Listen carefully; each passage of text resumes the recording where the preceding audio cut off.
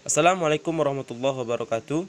Baiklah, saya Adral Ilmi dengan NIM 1930103002 akan mempresentasikan materi terkait dengan kurikulum prototype.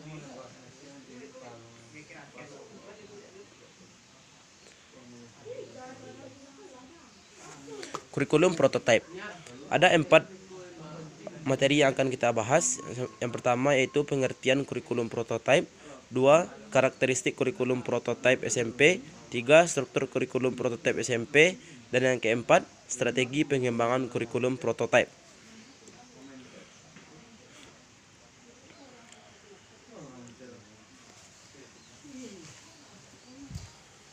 Satu, pengertian kurikulum prototype. Kurikulum prototype merupakan kurikulum berbasis kompetensi untuk mendukung pemulihan pembelajaran dengan menerapkan pembelajaran berbasis proyek untuk mendukung pengembangan karakter sesuai profil pelajar Pancasila.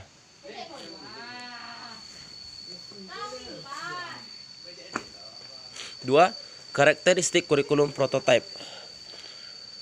Mata pelajaran informatika wajib. Karakteristik yang pertama dapat dilihat dari kewajiban mengikuti mata pelajaran informatika bagi seluruh siswa.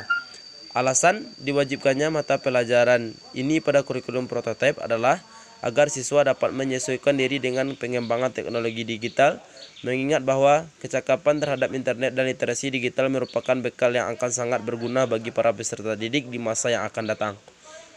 Panduan mata pelajaran informatika yang komprehensif. Karakteristik berikutnya masih berkaitan dengan mata pelajaran informatika. Dalam kurikulum prototype, tenaga pengajar atau guru yang membawakan mata pelajaran informatika tidak selalu berlatar belakang pendidikan yang linier. Baik guru senior, guru pemula, atau guru dengan latar pendidikan yang berbeda memiliki kesempatan yang sama untuk mengajarkan mata pelajaran informatika. Dengan catatan bahwa satuan pendidikan harus memiliki panduan mata pelajaran informatika yang komprehensif dan aplikatif. Pembelajaran berbasis proyek. Karakteristik berikutnya adalah dalam hal pembelajaran berbasis proyek. Di jenjang pendidikan SMP, pembelajaran berbasis proyek dapat dilakukan minimal sebanyak 3 kali dalam 1 tahun ajaran. Pembelajaran tersebut penting untuk dilakukan demi menguatkan profil pelajar Pancasila.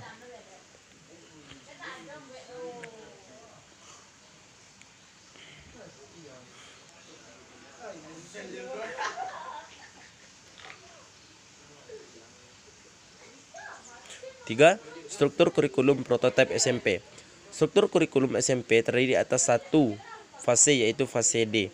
Fase D yaitu untuk kelas 7, kelas 8, dan kelas 9. Proporsi bahan beban pelajar terbagi menjadi 2, yaitu pembelajaran ekstrakurikuler dan proyek penguatan profil pelajar Pancasila dialokasikan sekitar 25% total jam pelajaran per tahun.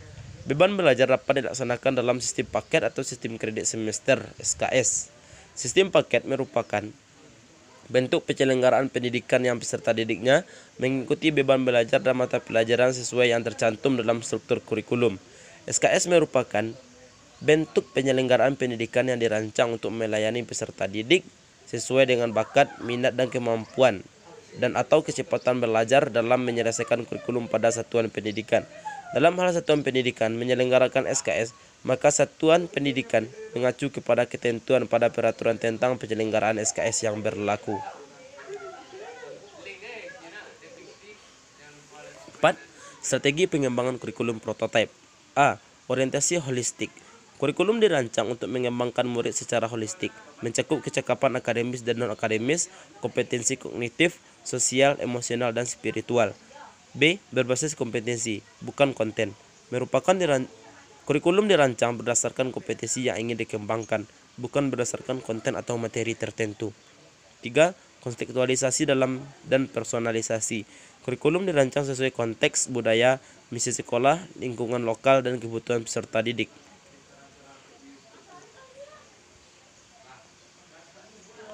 Baiklah, itu materi dari saya tentang kurikulum prototype. Mohon maaf atas segala kekhilafan. Saya sudahi dengan billahi taufik wal hidayah. Wassalamualaikum warahmatullahi wabarakatuh.